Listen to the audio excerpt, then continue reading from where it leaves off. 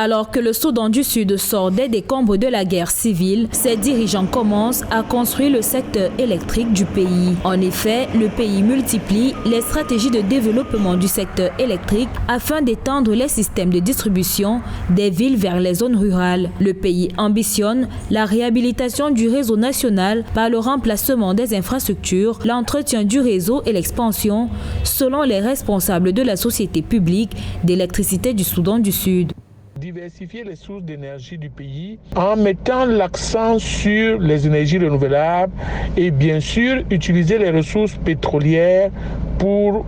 mettre en place des centrales énergétiques, mais des centrales de très basse puissance, parce que toute la puissance énergétique devrait se focaliser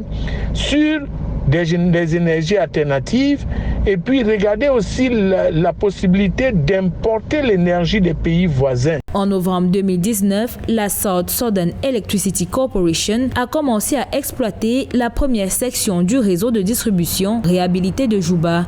Le service public travaille à établir ou à étendre les interconnexions avec le Soudan, l'Ouganda et l'Éthiopie pour atteindre l'intérieur du Soudan du Sud. Ezra Group a ouvert une centrale au mazout de 33 MW et annoncé son intention de construire 100 MW de capacité totale de combustible fossile au Soudan du Sud d'ici 2021. L'électrification en périphérie va permettre de redynamiser l'ensemble du pays et de créer des équilibres, car on sait que malheureusement dans nos pays, l'essentiel de l'énergie est concentré au centre et cela va permettre de diversifier l'économie et d'avoir une